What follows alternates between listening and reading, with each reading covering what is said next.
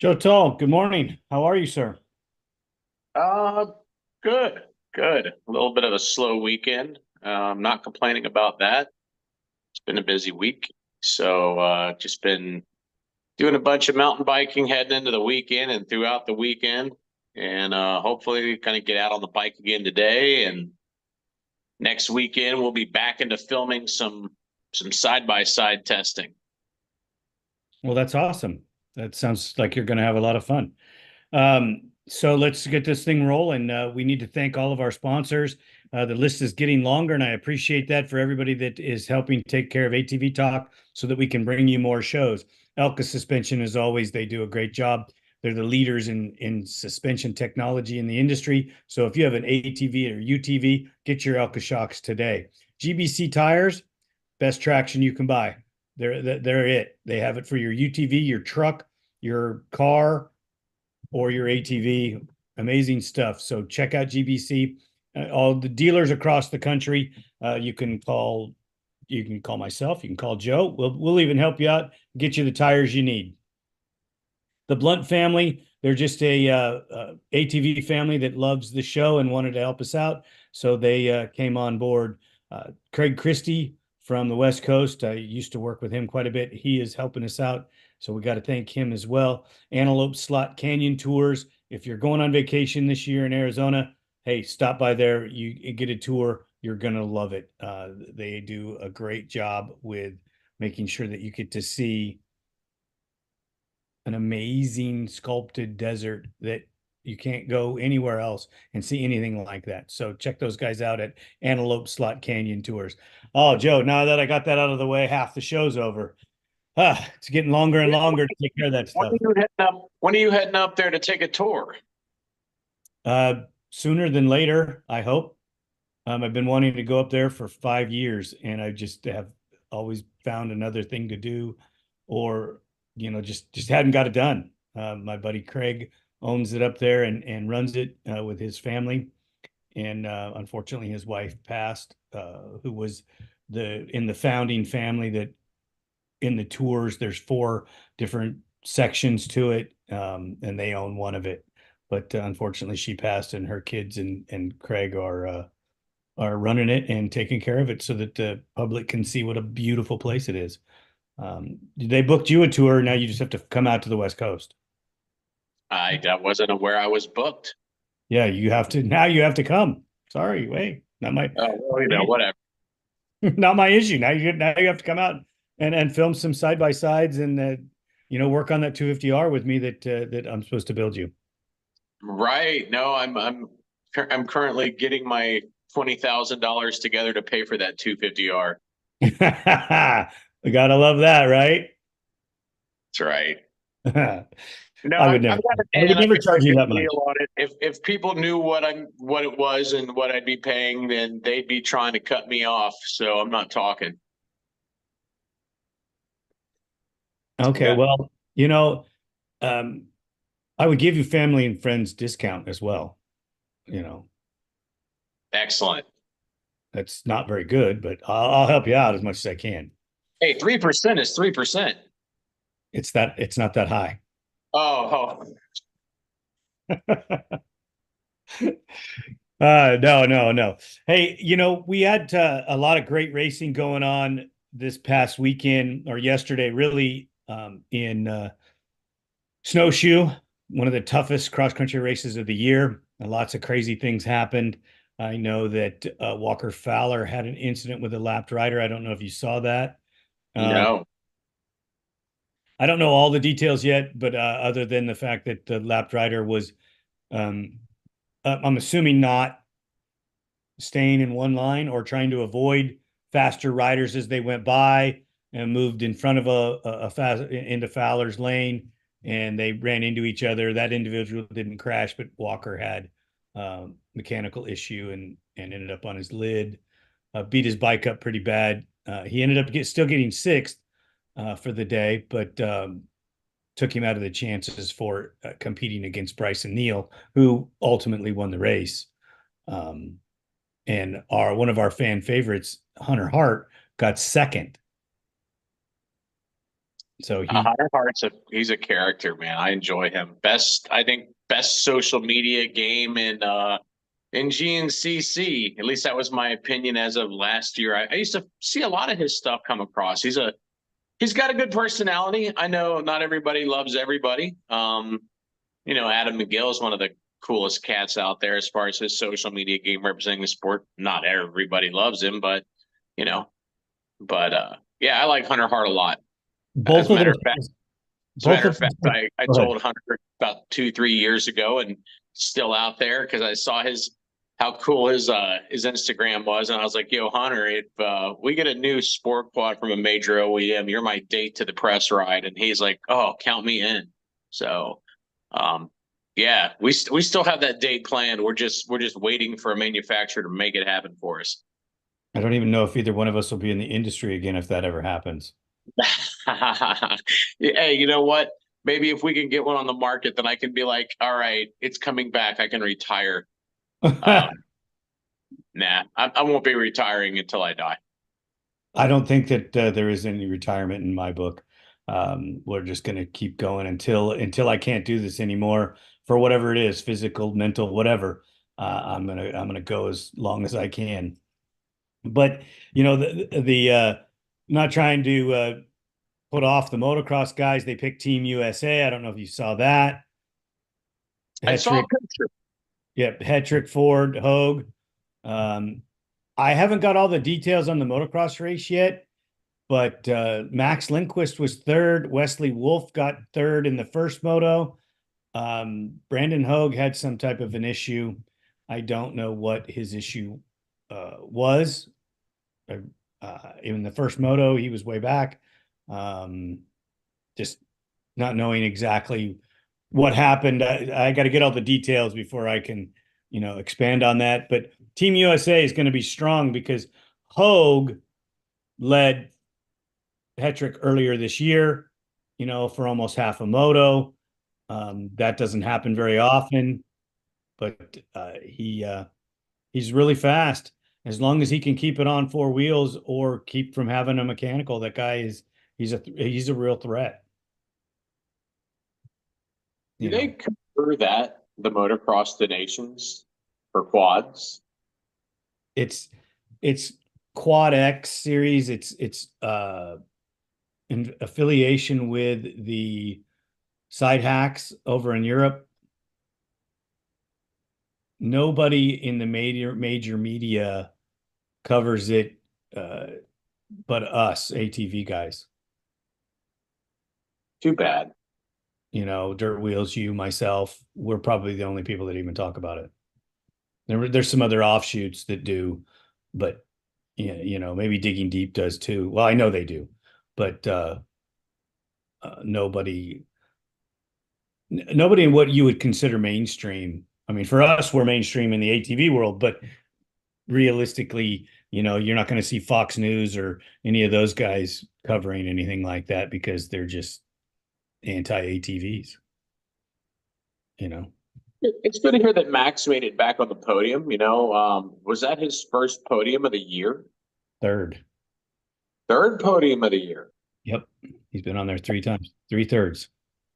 Well, good. It sounds like he's having a better season, and hopefully he can keep building some momentum. He's a nice kid. He's a great kid. I really enjoy Max. One of the when you talk to Max, you think he's older. You would almost think that he's in his late 20s, more mature, but he's just barely 20 years old. Yeah, and no disrespect to any of these guys calling them kids. I mean, when you get into your 40s, anyone in their 20s seems like a kid to a degree. It's just an age thing. No disrespect meant to Max. No, not at all. He's a great young man. Like just like Bryce Ford. I got to talk to Bryce, and he was in the development stages of becoming a man. And now, when you talk to him, he's clear, he's concise, he understands what he's doing, he understands why he wants to do it. There's no lag in his development as far as his desire to be the champion. That's what he wants. That's all he wants to be is the champ. The problem is the wall that's in front of him is Joel Hetrick. And that's a That's a that wall. That's a real wall. That's tougher than Trump wall. yeah, that's a feat right there, baby. I mean, you take it away from Joel, you're going to be somebody. We know that eight-time champ Chad Wienen has done it, but I don't think Chad Wienen had to face this Joel Hetrick, mature, focused, on point. He just doesn't seem to be making any mistakes in his training, in his off track excursions. Everything seems to be falling in place for this guy. And it's been a long road for him. But as you see, his development is just, it's almost perfect. I mean, go ahead. I was just going to say, that he's just been racing at a high level for so long. I mean, I remember back in the ATV scene days with Brad Phillips from Primus and the Carpe Diem video series. Pretty sure, if I recall, them doing a feature segment in one of their films on Joel. Just as a kid coming up. I mean, he's been in it so long. He's probably got more laps around a track than anybody, especially in a racing scenario. Just the level of experience that kid's got. Isn't it amazing? I don't know if you've ever done this to where you've gone back and looked at all the champions and to develop an ATV champion. The only person that's different than this is Jeremiah Jones. He's the only one that broke the mold. All and all of them are older. They developed over years of racing, and as they were old, what some people would consider too old to race or too old to win championships, then they start developing and winning titles. At one point in time, all of our champions were in their 30s, and a few were in their 40s. Gust. Gust was in his 30s when he became a title holder. Yeah, I think the last one he won, he was 39. I think so too. Gary Denton retired when he was 38 with 8 titles. Doug Eichner was almost 50 years old when he retired, and he didn't start winning works titles and desert titles and all the titles that Pondezvous, when he was in his 30s. Joe Bird in his 30s. I wonder if there's something about, because once you in two-wheeled motocross, by the time you're in your mid-30s, you're pretty washed up. And it just makes me wonder that, is it a depth of talent thing, or is it just like a strength thing? Because it seems like, your athleticism, your cardio is strongest, supposedly in your 20s. But then you have all these guys winning ATV championships in their 30s. And, we talk about, you hear this thing about old man strength and just how, you may not be quite the marathon runner at 35 that you were at, 20, 22. Or, you may not be the football player, you may not be the motocross rider, but, but there's this talk about getting older and getting just physically stronger. And I wonder if it's a talent thing or if it's just that, the ATV is a little heavier, and maybe it just suits a little stronger person better to muscle these things around. I don't know that that's a conversation I've heard had, but I've thought about it through the years. Like, why do we have champions such, later in their career as opposed to the dirt bike guys? Like, our guys are coming into their own sometimes when the dirt bike guys are getting washed up. Kind of interesting. So I talked to a professional motocross guy about it in depth. Dustin Nelson. He was a 4-stroke champion, rode for ATVs, won quite a few motocross titles on the West Coast. And he said, as you're coming through the ranks as an amateur, it's easier to ride an ATV. But when you get to the professional level, the speeds you need to travel and the quality of the machine, it changes. You have to be perfect to win on an ATV. And your physical fitness, your strength, your focus, all of these things have to be at a different level. Whereas in a motorcycle, as an amateur, it's it's harder to be an amateur, or it's easier to be a pro in motorcycles. The pool is smaller or larger to draw from, and you only have to hit a 6-inch path all the way around the course. You still got to be focused. You still have to have a lot of those things, but it's not the same as riding that four-wheel ATV at those speeds. Because if you rode it as hard as you could every lap for a 2-hour race or even a 20-minute moto, because your motocross bikes are built different than they are for off-road, the machine's not going to live. So you have to ride it at a specific level, understanding what you're doing, hit your marks every time, and not make any mistakes. Yeah, Dustin Nelson would know. He was a two-wheel racer before he was a four-wheel racer. A dirt bike guy before he was a quad guy, and then later on went on to race some side by sides. So yeah, he's definitely a guy that would have a grip on it and what the differences are because he's done it. Another one being like Corey Ellis, who was a dirt bike guy before he was a quad guy. Marginally, Bo Barron is your prime example. That guy's won championships and everything, and he says it's different. It's totally different. You don't get the same thrill out of the UTV as you do the motorcycle and the ATV, but your intensity level on an ATV versus a motorcycle is a little different. Yes, you can fall down easier on a two-wheeler than you can a four-wheeler, but you got four wheels. They're hitting four different obstacles at one time.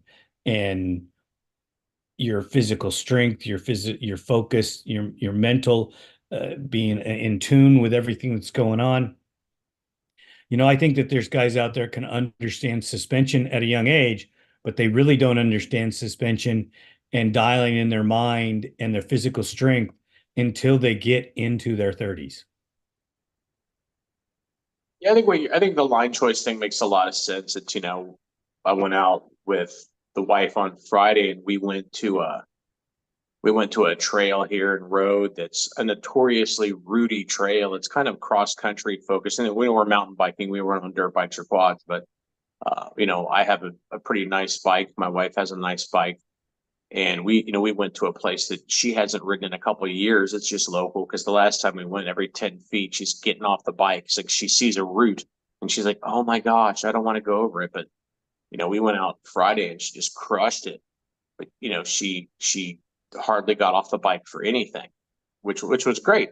But I think when we were out there, I'm leading her, and all of a sudden, here comes a dip, a little G out, and you're facing a hillside. You come out of this dip, then you're going to turn left, and then the wall. You're going up a hill into a turn, and it's all roots just sticking out. And it's just like, hey, it's not as bad as it looks. Stay to the left, and she clears it. But yeah, that's the thing. On a bicycle or a dirt bike, it's like you got to find a smooth line that's this wide you can get through versus over here, way over here. So yeah, that's true. You've got to really watch the terrain. I think the dirt bike can throw you on your head a little quicker, depending upon how fast. But yeah, you only need to find that little skinny line on a two-wheeler that you don't have to find on a four-wheeler. Speaking of finding the lines on a big four-wheeler, I heard Cody Collier got back on top of the box at the GNCCs. Yes, he did. So did Hannah Hunter. That's good. I'm sure Hannah's been a little dejected. I haven't talked to her this year, but good for her. Yeah, she's a sweetheart and she's fast. And I need to. Unfortunately, I didn't get to check out the coverage this weekend. I was busy all day yesterday, and I just breezed through some of the results, and I seen a little bit of information that Walker Fowler had posted, and little Hannah going to the roughest race course on the circuit and winning. I want to know all the details. The champ, Elioff, Jessica, got second, so her points didn't didn't adjust at all between her and Chloe. The only thing it did is Chloe got third and Hannah won, so Hannah closed in a little bit. Caitlin's still doing right there. After the top three, I didn't look anymore. I apologize, ladies, but I just was skimming. I'll have to go back and do my research and do my write up on it and figure it all out. I go read as much information on it as I can. I talk to as many people as that'll talk to me about it. They get tired of me asking all these questions, but we still want to do it, and get it out there. Joe, you and I are having a conversation about as we transition here from talking about how great ATV riders are and as they come into their own as they get older to the great things that happened this weekend in Snowshoe and Sunset Ridge in Illinois. There was a new ATV dropped this week, and that's not really the highlight of what we want to talk about. We want to talk about the fake dressing that comes with some of these machines that are coming out as new when they're really not new. And I'm going to let you describe some of this for us so that we can discuss it. I'm a little dejected by Honda and their lack of creativity here and what they were. Well, I don't even know who they're trying to sell this unit to, because nobody I know would buy it. It's just not. I mean, no offense, as much as I choke on saying this, I'd go buy the Can-Am. Why would you buy this thing? What's the point? Well, it's like we were talking about. It's like we were talking about last week when Jeff Henson was on with us. You have to give your buyers, even your loyal hardcore buyers, for your brand, you've got to give them something new, something that changes the bike, something that makes the quad better, so that your older machine that you have sitting in the garage that you bought, that you love, that's just getting long in the tooth, you need to give them something to go get that makes them feel like it's better. Like, oh, this is things. It's like it was, but it's just better. And that's like when I was talking last week about, Can-Am with the Renegade 1000, like they don't even have a competitor. But yet they released it as an 800. They turned it into a 1000. They give it a brand new chassis at some point. They upped, 19. They upped the horsepower. They widen it 2 inches. They update the suspension. Then in 23, which we tested that thing back in 19. Then in 23, at least they changed the look of it. Riders complain these days when they see halogen headlights on an ATV, so they put LEDs on it. And one significant little upgrade they did give it in 23 was they gave it their intelligent engine braking, which kind of controls how quickly the engine cuts the throttle. And it's not like it's going to get you in trouble because it doesn't cut the throttle. It's not like you let off the gas and you're still careening through the woods at 50 miles an hour. It just, does the door slam shut, or does it almost slam shut and it just kind of holds it for a second right before it drops to idle? So it gives you different levels of how much braking the engine produces when you release the gas. How quickly does that engine braking kick in? Small but meaningful update. I've been doing this 20 years, and I can't say that there's no other examples of this that could be given. But it really started becoming clear back in 2019, because remember, by 19, all the sport quads were gone except Yamaha. That was 5 years ago. And, we went to a Suzuki event. And again, this is the first time I felt like I saw this phenomenon. And I went back and reviewed that video because I knew we were going to be talking about it today. And back in 19, Suzuki kind of revisited the King Quad 750. They made a number of updates to it. And they did. And actually, it was kind of more meaningful than I remembered going back and watching the video. Back in 19, you know, the King Quad 750 started as a King Quad 700. But for 19, they changed the styling a little bit. They updated the front suspension a little bit. Um, they they reinforced certain areas of the chassis to make it a little stronger, a little more rigid. I mean, that's meaningful. And then another meaningful thing that they did was it used to just have like a hitch plate with a ball mount, and they put a hitch receiver on it in 2019. Hitch receivers always add more towing weight. You know, you can tow more with a hitch receiver than typically with just a flat ball mount. But so it was, you know, it was like a meaningful update, and it was to me the equivalent of what the dirt bikes get in an off year. You know, because every 3 or 4 years you get a brand new ground up bike, but every year in between they tweak things to make meaningful improvements to the platform. You know, and that's kind of what they did, but they didn't market it as such, and that's where it never sat right with us, um, at ATV On Demand, and probably some of the other publications.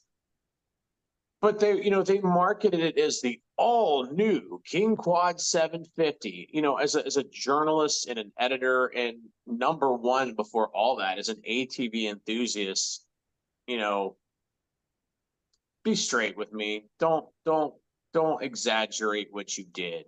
Don't, and I don't want to say it's lying, but I can't say it's honest when you make a half dozen changes, you know, but the core of the thing is the same.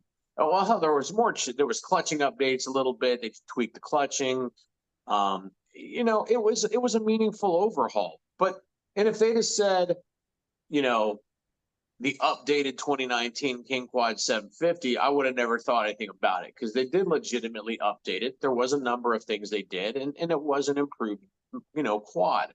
But when they marketed it as all new, it just kind of like it stuck with me, and it irritated me as an enthusiast first, and as a journalist who is going to produce a review video on that. And I tested that bike with John Pellin, from ATV Scene, because he was at the 2019 King Quad intro as well. And, so I filmed him riding it.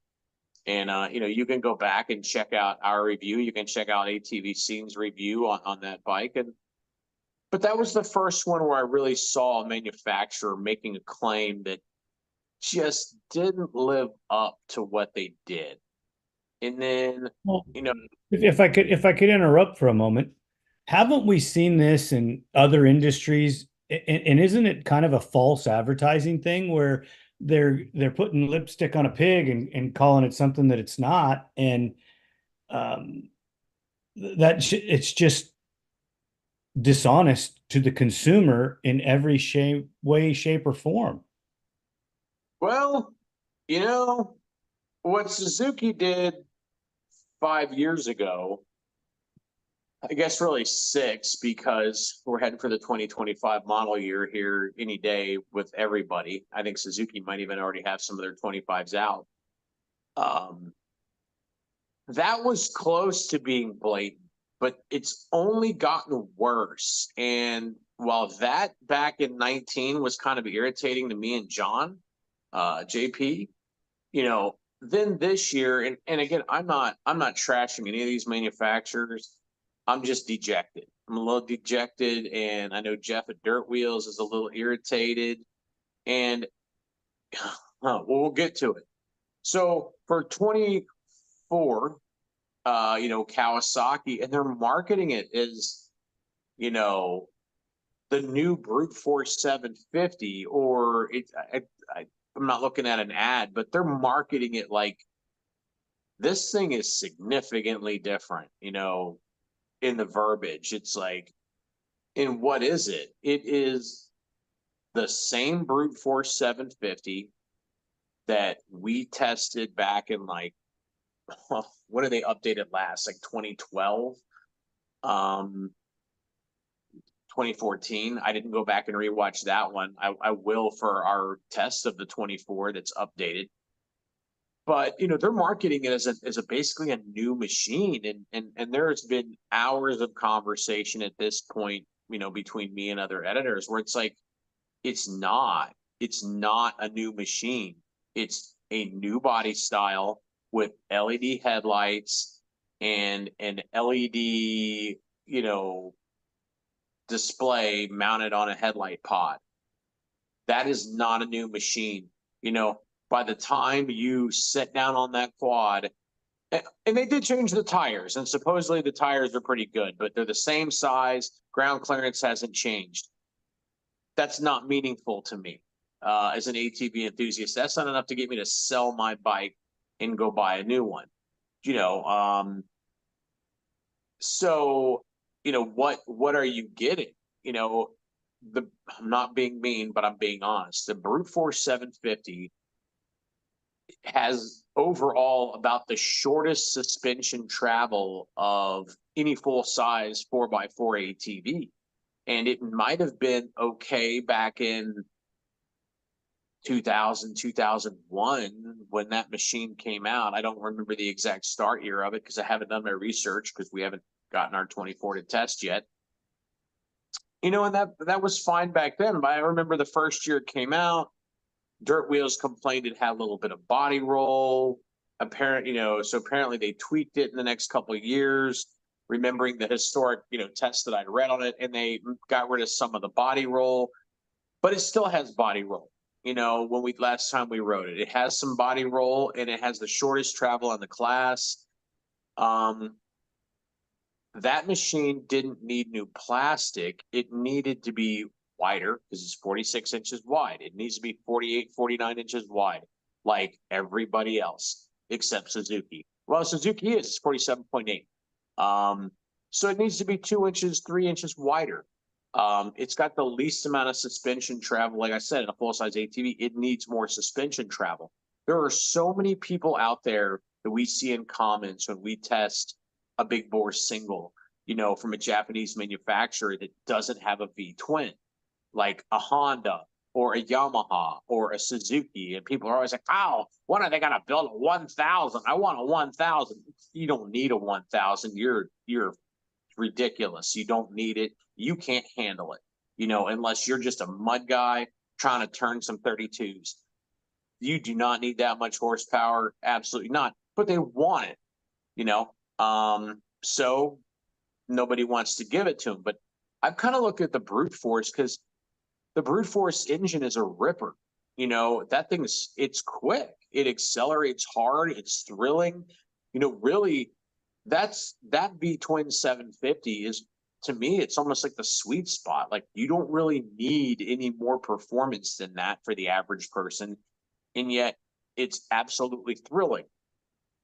But the thing that holds it back from living up to the potential of the engine is the chassis and suspension. And I feel like if Kawasaki would have widened it, gave it more suspension travel, and really made an honest push about how we made it so much more capable, more ground clearance, competitive suspension travel numbers, a little bigger tire, I think that machine, especially being from a Japanese manufacturer, could steal away some of that 850, 1000 cc big bore market. But aren't we losing sight of the fact that whether that be the case or not, they're not giving us anything new? Yeah, and we're not. They are. And honestly, the question that's been asked the most amongst us in the industry is, who decided at Kawasaki, and then we're going to move to Honda here in a second, but who decided at Kawasaki that what that machine really needed was just a new look, some LED headlights, and a dash panel? Because if you would have, I'm just trying to figure out who was the focus group. Like, who was in this focus group for this? because if they would have asked us in the media, I watched Dirt Track's review of this vehicle. I've talked to Jeff Henson about his review from Dirt Wheels of this video or of this vehicle, and it's all the same things. So if the media who are real enthusiasts in this game, if we would have been the focus group, that would have not been the direction they went.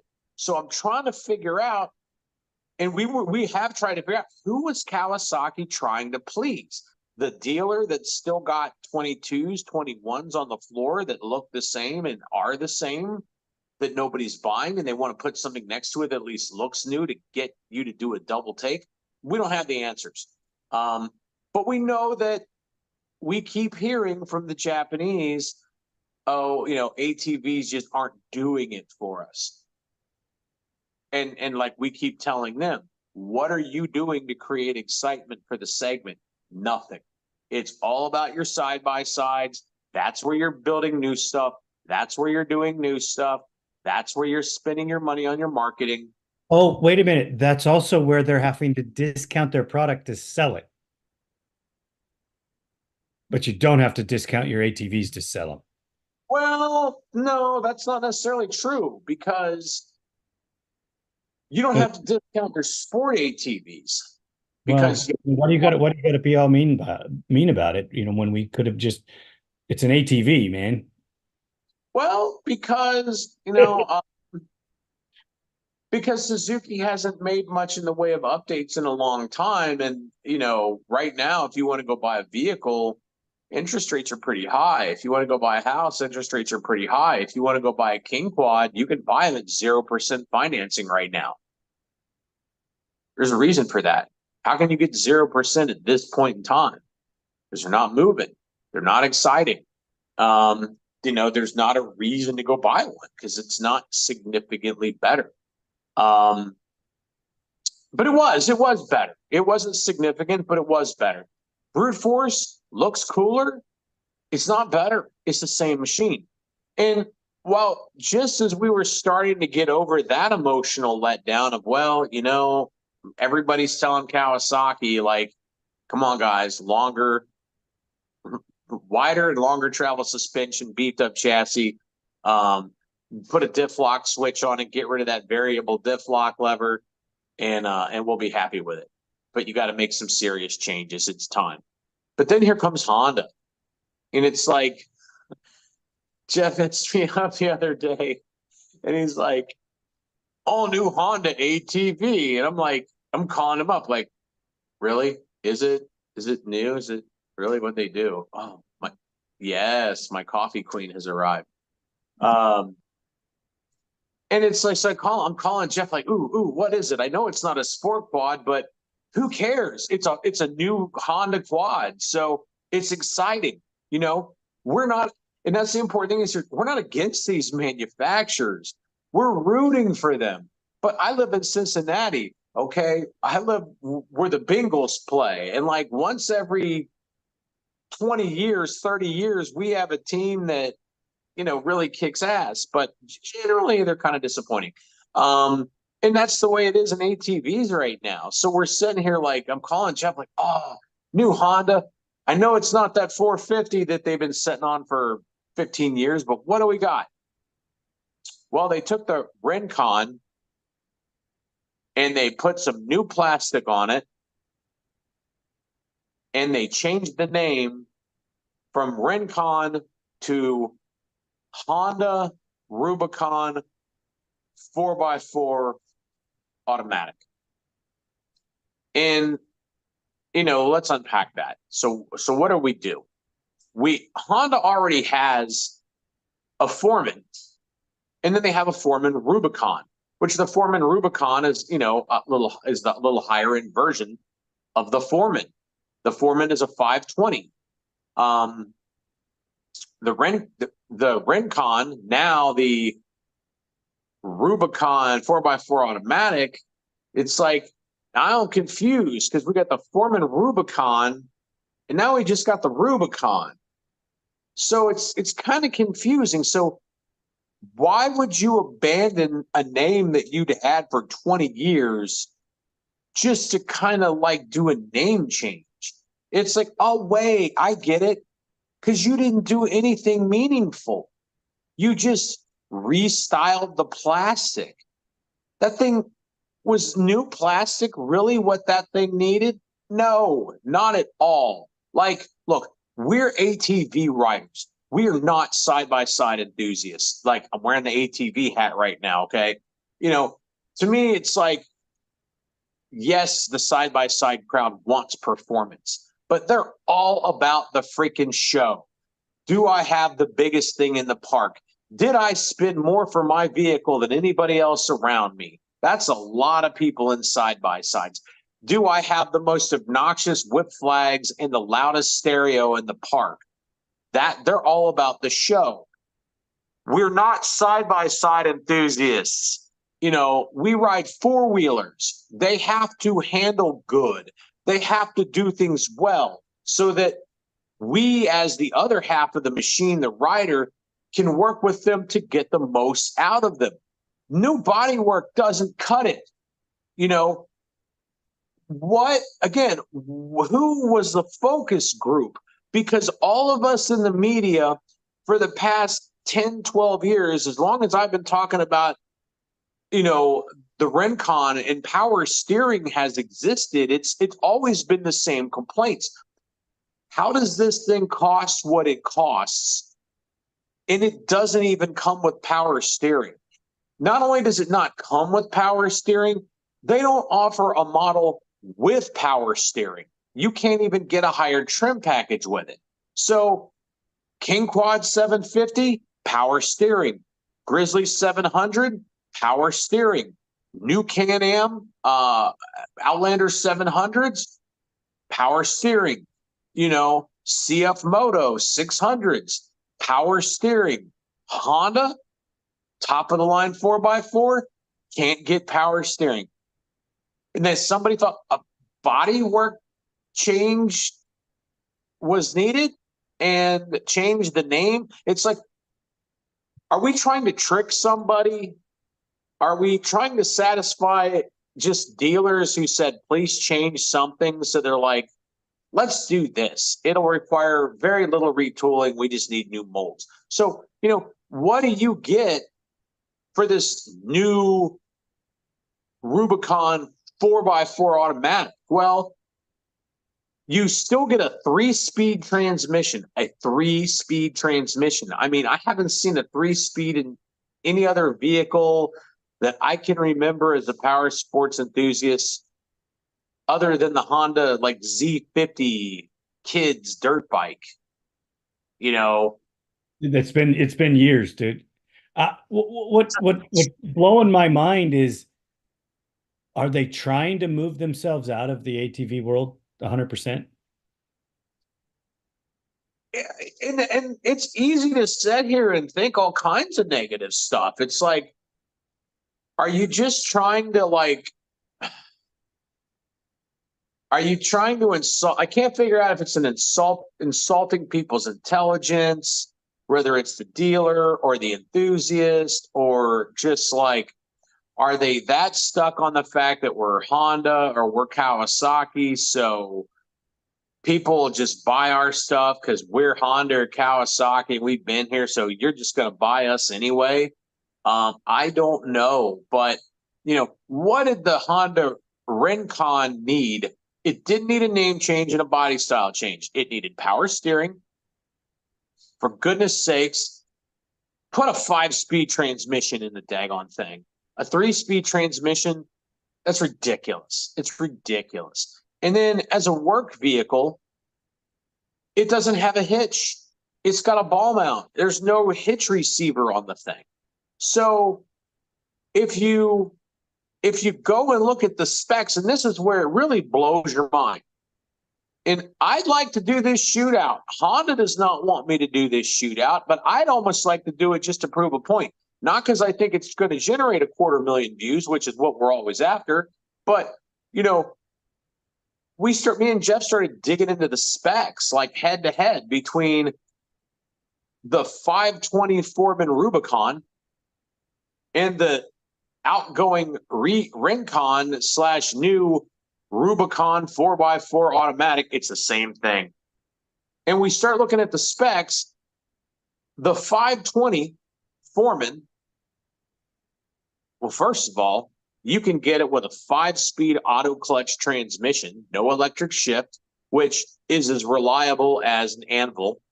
Or you can get it with electric shift that has auto shift modes. If you don't want to, shift with your foot, you can shift with your thumb or just put it in automatic mode. It's got a 5-speed gearbox. Okay. By the time you put a 5-speed gearbox in a 520, how much performance is it really giving up to that 680, 686, whatever it is? 686 is a Yamaha engine. But that 680 that's in that Honda, Rencon, aka Rubicon 4x4, does the Foreman really give up any performance to the Rencon / Rubicon 680 by the time it has a 3-speed transmission? More gears makes a difference in the way that you can leverage the engine's performance. So what are they trying to build that thing for ultimately? Just as a yard tractor? It doesn't make sense. That's the thing. That's the problem. It doesn't make sense. When you look at suspension travel numbers, the 520 Foreman IRS has more suspension travel front and rear than the new Rubicon 4x4 automatic, aka Rencon, because it's a Rencon. You get more travel with the Foreman. You can get power steering with the Foreman. You get a 5-speed transmission with the Foreman. You get a hitch receiver on the Foreman. You get basically the same rack capacities on the Foreman. If you want to buy a Honda, take it from your boy. Go buy the Foreman. If anybody has any reason why the Rencon / Rubicon 4x4 automatic has some serious advantage over the Foreman, I'd love to hear it. I'm all ears. I'm open-minded.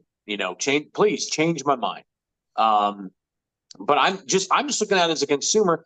I've ridden the Foreman Rubicon. Honestly, the Rencon has just kind of slipped through the cracks because it was already out when I came into the industry, I think pretty much 20 years ago. And it hasn't changed. And people still buy it. Do they still buy it? I don't know. Well, why would they make it if people weren't going to buy it? I've never seen one on a dealer's showroom floor locally. I don't know. I haven't seen one around here. Again, are people buying it just because it's Honda? If you want to go buy an ATV just because it's a Honda, go buy a Foreman. For not a whole lot more, you can get a Foreman Rubicon with electric shift and power steering. And you're going to give up 160 cc's Fooey. You get a 5-speed transmission. You'll never miss it. And more suspension travel and a hitch and power steering. Well, let's get to the deeper issue. What do you think's going on in these Japanese manufactured companies for ATVs? What are they thinking? Why are they not building anything competitive in the 4x4 world? It's like, and I'm not the first person to say this, so I don't remember who said this to me, but it was a great point. It was my buddy Brad, who helps me with website development stuff. That's who mentioned this to me. It's almost like, the R&D team, and I bet you on the dirt bike side, that's who still runs the dirt bike stuff. You've got an R&D team that develops a new bike and is constantly looking for ways to improve it, to make it better, to make it better. It's almost like at these companies, it's not the R&D for the 4-wheel divisions that's doing these things, that's planning these things. It's almost like it's been taken out of their hands and it's being done by some bean counters, way up the totem pole, who were just like, yeah, we don't make as much money off the 4-wheelers, so no, we don't want to put anything into it, and blah, blah, blah, blah, blah, blah, blah. let's just do this so we can satisfy our dealers and tell them we did something, because what are they going to do? Drop us? No. It's Too big to fail, right? too big to fail. Bullshit. But I'm disgusted by that thought process. you better get your shit together, because Polaris became a market leader after 2008 because they didn't let off the gas. Now they might have some build quality issues that they still need to continue to improve. I mean, we've seen it, we know it. They've got some improvements to do, but they don't care, because you might buy a Polaris and it might wear out a couple of years faster than your Honda. But by the time you get ready to go back to the dealer, Honda's still going to be selling the same damn thing they were selling when you bought that Polaris 4 or 5 years ago, 6 years ago. Polaris has a brand new vehicle sitting there that you've never seen before, ready to sell you. Yep. And that's my whole point. What are they doing? The guys that are running these companies don't get it, because they're not building they're not building anything new. They're not being innovative, and Polaris and Can-Am are.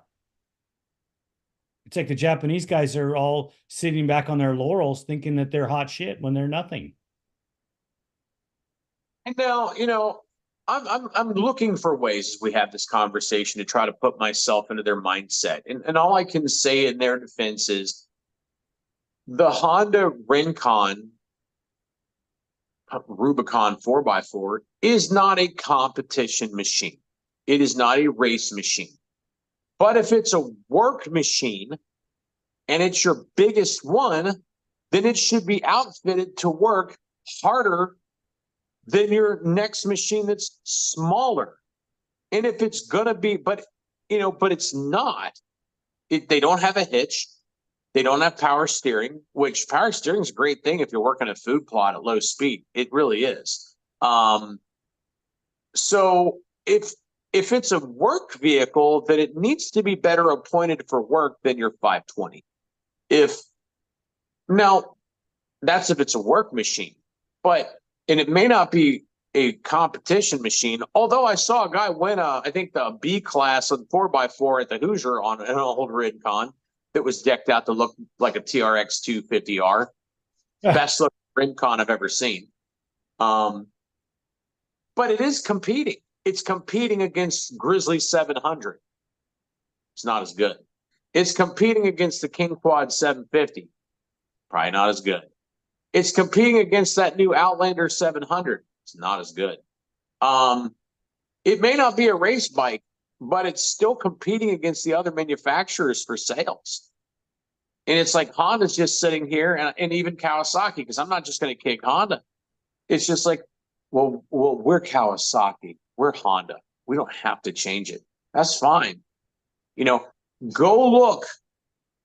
And if they think this was a great marketing idea, then whoever decided it was a good idea should probably not go read the Dirt Wheels comments on the new Rubicon 4x4 automatic. Maybe they should go read the comments, because what they're doing is they got their head so far up their beep, because they're not going and checking the comments. They're not following through on any investigation. They're listening to their own little culture world that's lying to them and not telling them any truths.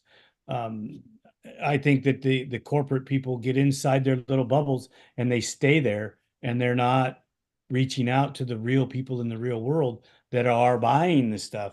When you have yes men around you, you make huge mistakes and you fail. And I think that's what they're doing. We talked last week about, I talked about Yamaha, which I have no personal bias to any brand. If I had to say what brand would I go buy a vehicle from, I'd probably be buying a Yamaha in the four-wheeled ATV space, whether I'm buying utility, or obviously if I'm buying a sport machine, I'm going to buy a Yamaha. And I think pretty much everything they make at every point, from their entry level 4x4 like Kodiak 450 through the Grizzly 700, they're all very competitive, you know.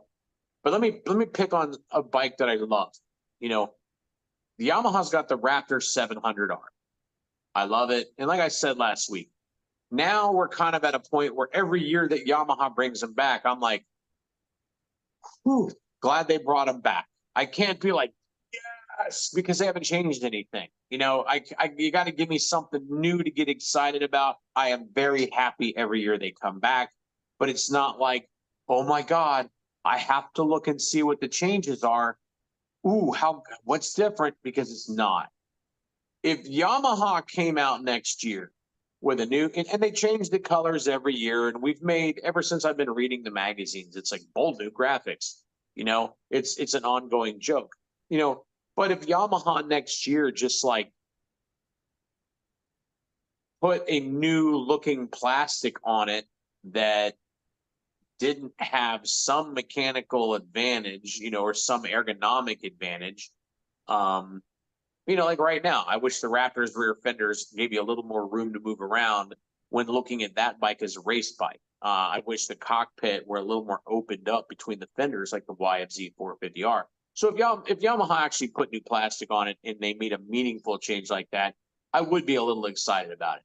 But if they just changed the hood design and all of a sudden, you know, and didn't do anything else to it and called it YFZ 700R, I'd be like, guys, this is weak sauce. You didn't change shit. You changed the name. Why are you trying to trick us? This is the same Raptor from 2006 plus emission. Your consumer base isn't as smart either. They're not doing as much research. They see the word new and they instantly go buy the new one because they think it's new, whether they pay attention or not. Most people don't. Well, you know, it's like there's so much double talk. There's so much contradiction. You know, it just gets under my skin, because if you have an ATV company and you're saying the market's stagnant, actually ATVs, last I heard, were on a slight increase, which makes sense because the economy's bad. The big side-by-sides are getting so expensive. The whole attraction of ATVs in the 80s, back in the three-wheeler days, for work purposes, was they were a lot less expensive to operate on your farm, property, ranch than a pickup truck. Now they're just as expensive as your pickup truck and arguably not as reliable. So depending upon which one you buy.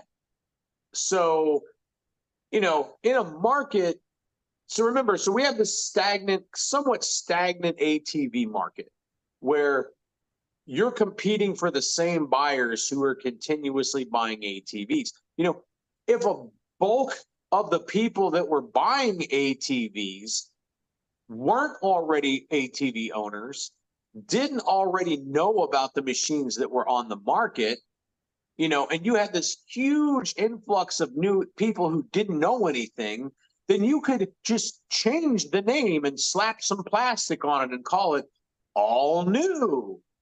Right. But they're telling us that segment isn't as big as it once was, and that it's not thriving like it once was, which, you know, it's partly side by sides. It's partly that they don't give a crap and they don't update their stuff. But if you had a bunch of new, naive, ignorant people, and the ignorant is, and you don't know, not as in you're stupid, you're ignorant. You just don't know. If you have a whole bunch of people just coming into the ATV space that don't know what these things were or how they were built or what the specifications were, you could play this stupid game and you could trick some people. But most of the people that are in ATVing right now have been in ATV. So the grand majority of the people that you're trying to build these things for, to reach out to, the average ATV enthusiast looks right at these machines and goes, are you trying to insult me? This is a slap in the face. It totally is. What is this? This is ridiculous. If you don't want to make meaningful updates, don't update it. If you Right. don't want to update it and nobody's buying it, quit wasting our time. Stop selling it. I'm not going to sit here and beg ATV manufacturers to keep making ATVs that nobody wants to buy. Right. If you want to buy, if you want people to buy it though, and you think that it's long in the tooth, then update it. Don't slap some new lipstick on a pig. I agree, dude. I agree. I don't have a solution for it at this given moment. I'm just disappointed that we're losing. But it's not just our industry. They're doing it everywhere. In the auto manufacturers, in the chat, they said that the auto manufacturers do the same shit, you know, change a few features and then it's all the same. You know, maybe the body style is a little different, but everything else is the same. So you're not getting something new. It's a little disheartening. I don't have an idea of what they're going to do about it. But hopefully that you'll get invited to one of these shows and you'll be able to rattle on them again. And maybe Dirt Wheels will print an article that's scathing, and the manufacturers will look at it and maybe take heed, because Dirt Wheels has a little more clout in some areas than I do, for sure. I don't know about you, but you know, maybe we can get a change. I doubt it. I really don't see a change. It's not scathing, and I'm not, again, like I want to clarify any PR guy that wants to call me and be like, I heard you were trashing me on Lenny's podcast. Well, no, I'm not trashing these manufacturers. I'm a somewhat disheartened, confused enthusiast because none of this makes sense. So let's say we're not trashing them, but I'd like an example or an explanation from somebody that knows something. Why are you doing this? Give me concrete reasons. Don't give me the marketing guy's excuse that the ATV industry's dying and nobody's buying it. I want a real reason why you're not doing this. Okay, here's a good example of maybe why. Last year, Can-Am is very aware of CF Moto. And they just released that Outlander 500 and 700. If we do a 700 4x4 shootout this year, I cannot tell you who would win it. 700 class, Grizzly 700, love it. King Quad 750, I mean, it could win the shootout. Just my feelings, and I don't pick these winners. Like, our shootouts are done with a panel of riders who rate these machines. I don't get any say-so in it unless I'm just one of the guys who happens to be a test rider and I fill out one form. There's no executive decision here to pick winners or losers, because that's some bullshito. But I can tell you that Outlander 700, based upon the fact that the suspension is good, it corners flat, it doesn't really do anything bad other than it seems like it loses a lot of horsepower at high altitude. They need to maybe work on that a little bit, but I don't live at very high altitude. That ATV, the Outlander 700 XT, would be a threat to win the a 700 class big bore single 4x4 shootout. That thing is under $10,000, and it comes with a winch and power steering. It's pretty good, and it handles great, and it has good power, and the brakes work well. It could be a winner. Well, I mean, here you go. So now you've got you got this machine. So look at it, brand new machine, under 10 grand or right at that $10,000 mark, versus, a base model Grizzly is like 11.3. I don't even know what a base model King Quad with power steering is right now at this point. It looks like they got 12 of them, and I think it's a mixture of 24s and 25s and different trim packages. Their website's a mess. But here's Honda. All right, we know the Recon's a great little machine. The Rencon is super long in the tooth, seemingly kind of irrelevant. We need to do something because Grizzly's been updated. King Quad was updated back in 2019. Can-Am just launched that new 500 and 700. So now we're competing against that. What are we going to do? If Honda had taken the Rincon and added power steering to it and a hitch and,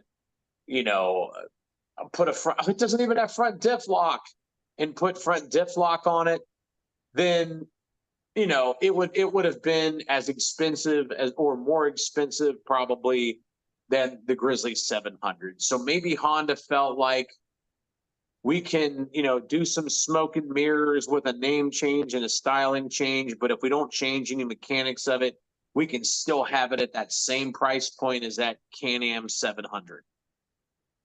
That's the only reason I can possibly think of that they would do this. It's an attempt to seem relevant with that machine in this class without making any meaningful changes that would raise the price, so they can at least still deliver a more modern looking machine at the same price point as the Outlander 700 XT.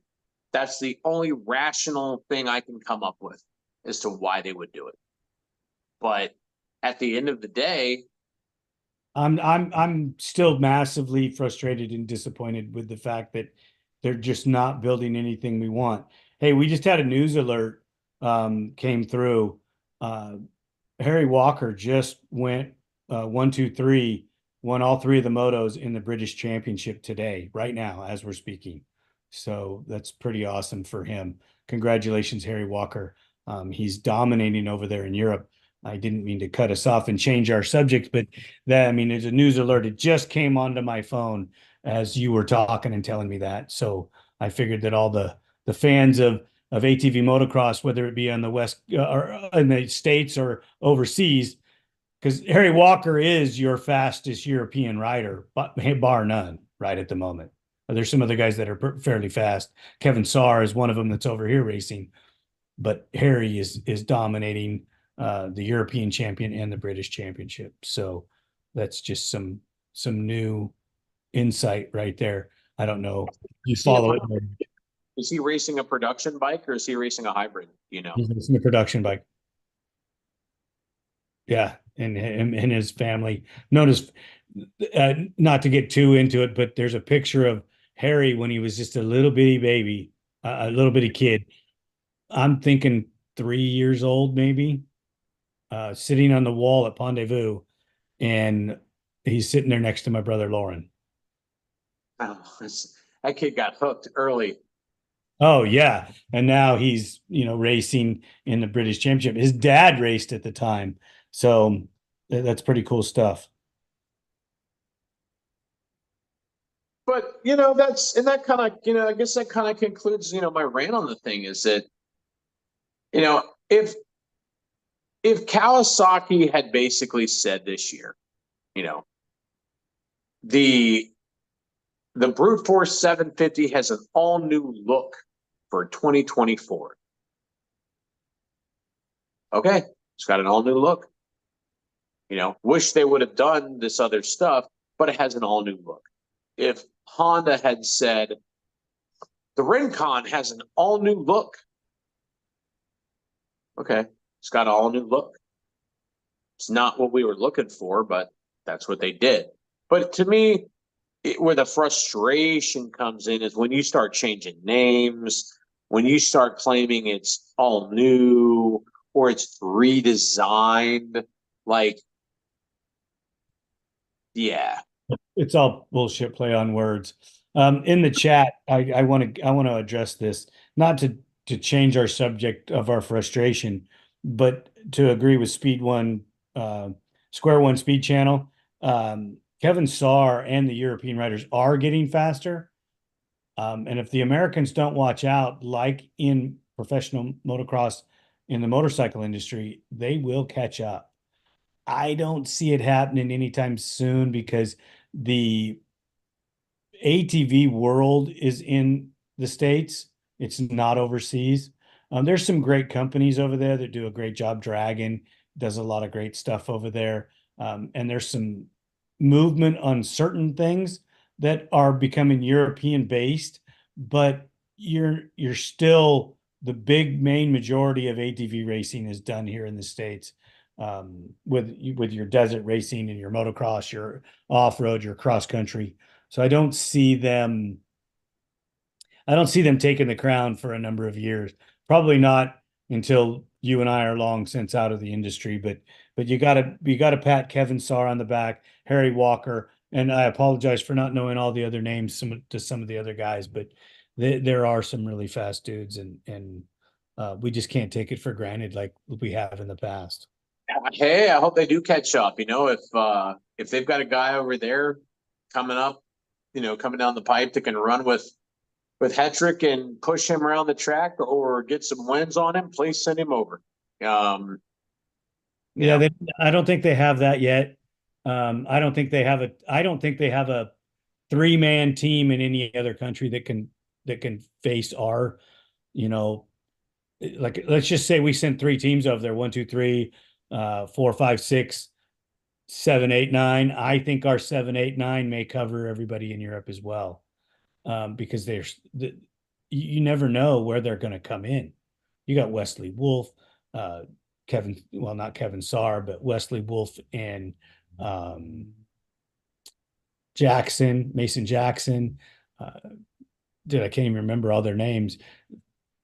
It's just killing me that we have so many guys that are so fast from that 3 spot to that 9 spot that Rastrelli, dude, you could just name them off. There's just so many good guys that could come in there and be that 6, 7, 8, or 7, 8, 9, and could dominate over there as well.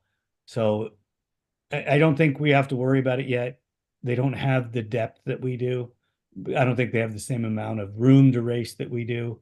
But there's still some fast guys. They may win a moto here or there, or be fast qualifier or things like that. But I don't think they're gonna beat us yet. So not too stressed about it. Just pay attention. The fastest guy on motorcycles right now is an Australian. So we'll have to see, and hopefully that the manufacturers will listen to what we got, Tan. So just so you know, Joe, yesterday I reached into my contacts and I sent messages to multiple manufacturers that I have contacts to. From some of them I got from you, thank you very much. Some of them I have had for years, and I reached out asking to have representatives come on the show and let's talk about what they have going on, what their future is, where they see the ATV industry or all of the industry combined, because some of them are motorcycle UTV and ATV. And I wanted to get them on the show to find out, what are they doing? What's coming? What do we have to look forward to? So just so you know, I am actively out there trying to get more people to come and talk to us about these issues, and maybe we can get some concrete answers. Heck, I think you can probably get them on the show.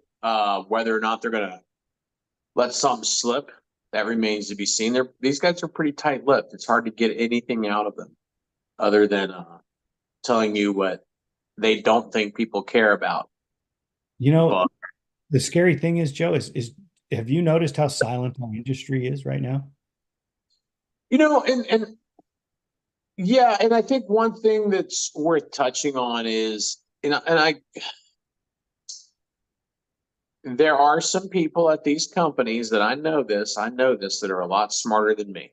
So I'm sitting here just throwing the salt at them. It's like at the same time they know stuff. The US dollar was just deplatformed as the official trading currency for OPEC. For oil in Saudi Arabia, I was told for decades by people older and smarter than me that, Europeans pay $12, $14 a gallon for gas, and we don't because, oil is traded in the dollar, and that's why we get it so cheap. And all that's changed now. There are so many people talking about a huge stock market collapse is coming. So many stores are closing from crime and the concentration of shopping into online shopping through Amazon. And now that's, Chinese Amazon, Temu. Don't shop at Temu, for God's sake. Um, you know, and I think that maybe perhaps these companies are just doing this insultingly small amount of changes and trying to market it as more than it is because they're worried to make a major investment at this point in anything because they feel like we might be heading for something a whole lot uglier than 2008. And that's a real possibility. Although Honda has some really nicely updated CRs this year, you should check them out. More frame flex, Biden.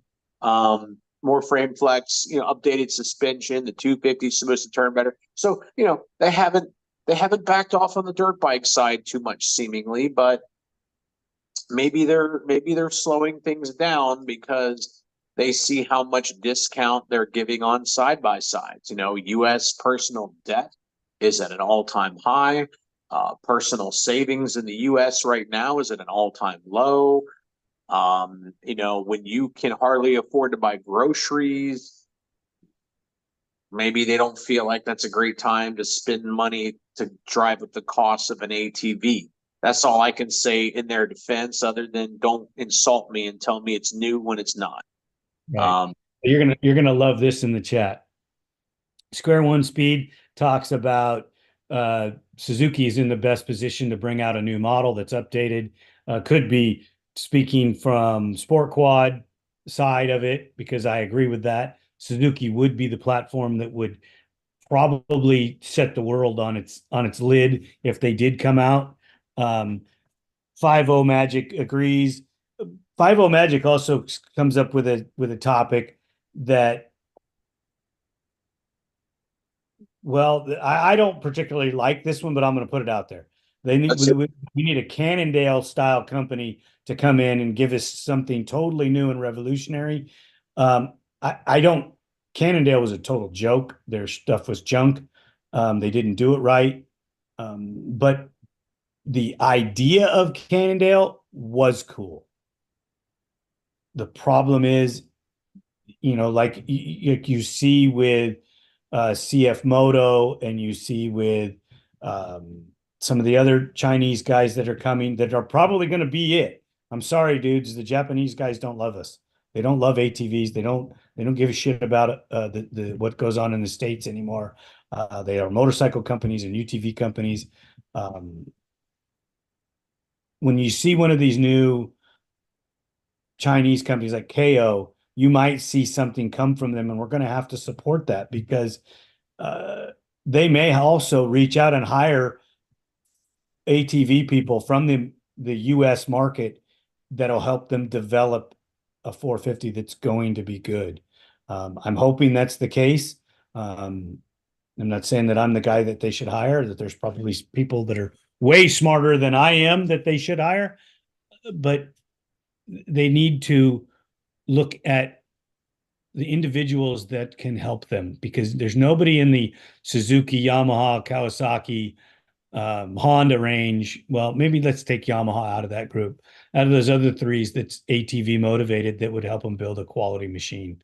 So, I feel I'm picking up what he's throwing down. It's yes, the Cannondales were problematic. Yes, they had issues, but they were fast and they were better, not reliability wise, but They were fast and they were better than anything as far as just performance for every minute you could keep it on the track and running. They were better than anything else production that was here at the time.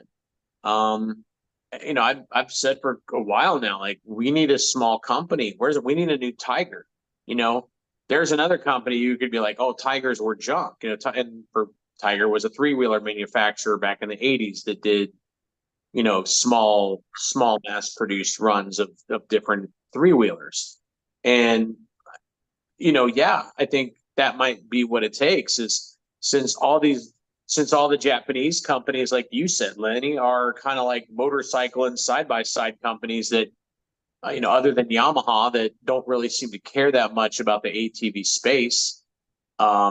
Yeah, I think we do need a new startup. I remember a Dirt Wheels article back in the 90s that I saw that was like, I saw an ATK built that I thought was like a Legger chromoly frame with either a Rotax engine in it or a big bore or something like that. But it was kind of like an example of what ATK could have brought to the market had they chose to do so. We need an ATK or, a Cannondale, not Cannondale reliability. Well, I They mean, did. that's where we're going to get a company that if they get the right people in their circumference of builders or developers or designers, they're going to build us something that's revolutionary and totally different, and that's going to make power, that's going to handle, that's going to do everything you want it to do. That's if you hire the right people and you have a company that's willing to take a chance, because to build something like that, it's going to be a little expensive. It's going to cost money to develop it. And once you get there, you're going to dominate. Yamaha will bounce back. Yamaha will definitely come in and fight back, I think, because Oh, they so. stay, I bet you money they have a machine ready to go to fight back. And I've heard zero rumors of that, but it only makes sense. Because Yamaha, that's the one thing. That's the one thing when you talk to Yamaha that they are very honest about, and they will tell you, is we wish we had a competitor. We wish we had somebody to push us. We do not intend on discontinuing these things, and we wish we had someone to do battle with. See, I bet they do have a bike sitting there on a shelf, just like Honda does. Yeah, and Honda's got no spine. That's the whole problem. Honda has no spine. The young Honda, the guy that took over for Mr. Honda himself is, um, he's modern day. He wants jets. He wants to wear his fine suits and spend his money and be something. He doesn't want to be like his father. He doesn't want to be an innovator in everything. He wants to, just do one thing, or build jets, or a jet setter, or whatever you want to call him, high society, one percenter in the world. Be that. Okay, go do that, dude. Let somebody else run your company that's going to do good, like your dad did, or your grandfather, or whatever the chain is. I think it's his father. You know, Square One had, a really good point about Suzuki being of all the companies, like, they're the ones that could most easily do it. They're also the ones that have the most to gain. You right? know, like Suzuki just launched their 2025 dirt bikes. Nothing changed again. Nothing changed again. If I got hired tomorrow as the CEO of Look you for Suzuki, a second. They're still selling. People are still buying that same bike from 2018. That's a kicker. People still buy it. It still works well. Ken Roxon proved that it's a great bike. yeah, but they're not selling that great because, not to contradict, but when you can go buy a leftover RM 450 for like $6,800 brand new, it's like, number one, sign me up. But you can find insane deals like that where it's thousands of dollars off the retail price. If I was looking for a dirt bike, I would probably go do that. I'm not I mean, against buying a Suzuki. Oh, a $6,800 RMZ 450, sign me up. Yeah. Okay, your Honda's better. Okay, your Yamaha's better. Okay, okay. If it's the worst 450 on the market, it's still a way better bike than what I need. Right So, on, bro. Right on. I agree. I can't ride it at that potential. but Suzuki, the thing is that all of these manufacturers are abandoning the core person that made them the companies that they are. All these little motorcycle companies from Japan in the 60s and 70s, you know, they were building machines for the average American. You meet the nicest people on a Honda. You know, they were feeding blue collar enthusiasts machines to go buy. And now it's like they all want to just, placate to upper middle class people who've now been priced out of the boat market because the boat market is just so freaking ridiculous. That now they're into side by sides. That's their new poser thing. When they go buy an expensive vehicle, they take out 3 times a year. And, Suzuki, of all of them, it's like, if you're not going to innovate and lead, then take your marketing in a different direction. Like, we're the blue collar company. We're here to support the working enthusiast, the guy who busts his ass from 9 to 5 so he can go out and have fun on the weekends. Change your marketing strategy. Like, don't try to pretend to be like, we're trying to lead the power sports industry. No, we're trying to lead the power sports industry for the core power sports buyers, the kind of men and women that made this sport what it is, that made power sports what it is. Why I don't, know. why don't we get rid of the college educated a-holes that have these degrees that go to these companies that destroy them because they know nothing about the working class people that we're talking about, and get some working class people in there that really understand marketing better because they're in that world. I mean, one of the things that really frustrates me is, I've said this to you before. I got really irritated with Polaris when they bring out these young engineers that have just came out of college that know nothing. They're smart, they got a degree, but they don't understand what they're building and how they're building it and why they're building it. And you have the same problem in your marketing firms with all of your Honda, Yamaha, Suzuki, Kawasaki, even Can-Am and Polaris. They don't even get it either. We got to get away from some of these overeducated idiots that haven't played in the dirt and haven't worked in the dirt and don't have calluses because they don't understand exactly who they're selling to. They're not selling to a white collar person. They're selling to a blue collar person that works for a living, works hard for a living, and then turns around and wants to play just as hard. And none of them are catering to us. And, Joe, whether you're sitting behind your terminal or not, I know that you're playing just as hard as you're working. And so am I. I would love to play more, but I'm too busy trying to take care of my blue collar workers that want to have their ATVs and enjoy them. So we need a little help in that area and get over the white collar stuffiness of everything's got to be prim and proper and perfect. That's not how the world works. We want a good quality sound machine that we can go out and beat up on and have a great time doing it, bring it back, wash it off, change the oil, and go out and do it again next weekend. And that's not what we're. I'd like to see, I mean, the last Honda Pilot that was made was what, 90? That thing was at 89 and 90. And you still see quite a few of them out there, surprisingly enough. I'd like to see in another 30 something years, I'd like to see how many Razor 1000s, what percentage of Razor 1000s are still out there of the total sold in 30 years. Look at the 800s and the 900s. How many of them do you see? How many 800s and 900s do you see? I mean, they're still out there for sale, but there was a lot of them sold, I don't know that the Pilot was as big of a seller. I think the Pilot was ahead of its time. And maybe the market wasn't even quite ready for that thing yet. Honda supposedly had a two-seater version of the Pilot. It just never came to market. And so Honda almost did a side-by-side back in like 90, 91. They would have been, the first.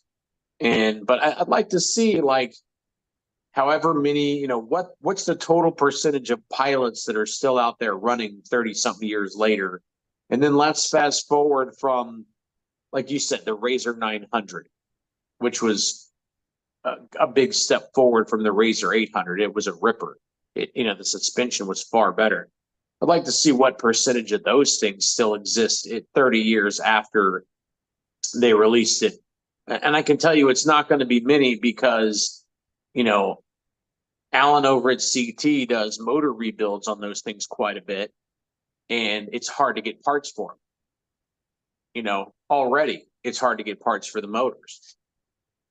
And they're not very good quality as it is, but that's neither here nor there. We had a great show today, Joe. We got some frustrations out. I want to thank you again so much for all your insight. And everybody, you need to subscribe to ATV On Demand, UTV On Demand, Dirt Wheels, and ATV-TALK. Anywhere that you can, please promote us as often as you can.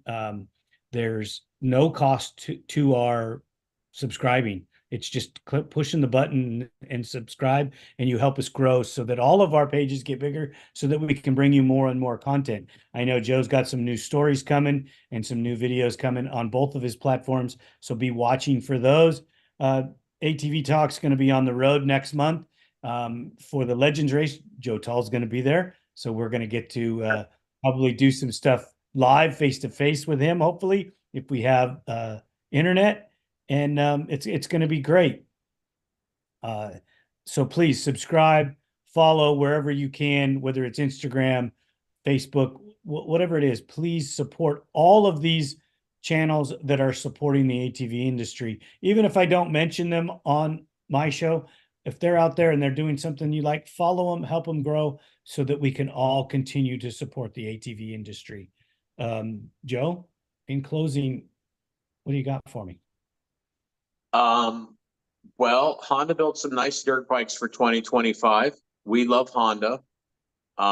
If you're dejected that they won't give you a sport quad, don't go buy a cage, go buy a dirt bike. And that's all I have. All right, buddy. Be a man and ride on it. Don't ride in it. There you go. Always ride on. Be on demand subscriber. Pardon? I said, unless you're a UTV on demand subscriber, and then you already have a side by side, which they're fun, but I'd rather as an ATV enthusiast myself personally, I like side by sides, but as an ATV enthusiast first and foremost, if this whole thing dies and there's no more sport quads to buy, it's like I told Yamaha, I'll go to dirt bikes. So, right. They said with age comes a cage. I'm not getting in a cage. Sorry. It's not going to happen. Not as long as maybe at the time that I need a walker, then I'd consider it. No, because there'll be a way to adapt. Dude, when you have a walker, you can still ride an ATV because ATVs aren't going to die. We're going to continue to restore them and rebuild them and make them go. So you'll always have an ATV ride.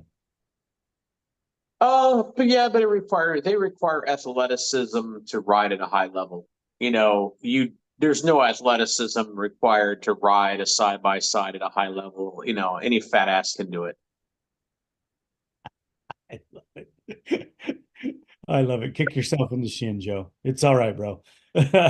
Hey, you have a great weekend. Go out and do some mountain biking, and I will talk to you next week. Thank you very much, brother. Hey, thanks for having me. Thanks for letting me come on here and vent. And yeah, they love your shirt. Hey, power of the madness, baby. Cream rises to the top. All right, man. We'll talk to you later, buddy. Thanks, Mean. Everybody, thank you. Thank you for listening, everybody. Talk to you later.